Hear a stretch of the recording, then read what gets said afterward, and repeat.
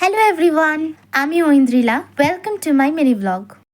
তোমরা তো জানোই আমি শান্তিনিকেতন ঘুরতে গিয়েছিলাম। সেখান থেকেই তারাপীঠ যাওয়ার প্ল্যান ছিল আমাদের। শান্তিনিকেতন থেকে আমরা দুপুরের দিকে বেরিয়ে পড়েছিলাম। তারাপীঠ পৌঁছতে পৌঁছতে প্রায় রাত হয়ে গেছিল। পরের দিন ভোর 4টের সময় উঠে স্নান সেরে রেডি হয়ে গেছি। এখানে এত সুন্দর সুন্দর রক্তজবার মালা পাওয়া যাচ্ছিল, বিভিন্ন ফুল দিয়ে মোটা করে গাঁথা। তো মায়ের কাছে যাওয়ার আগে একটা জবার মালাও নিয়ে নিয়েছি।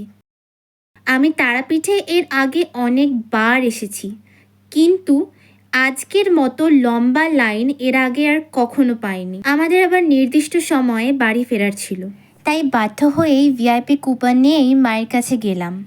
লাইফে যতই সমস্যা থাক না কেন, মায়ের কাছে এলেই মনটা ভালো হয়ে যায়। কাছেই একচক্রধাম, তাই ভাবলাম এসেছি যখন তখন ঘুরেই যাই।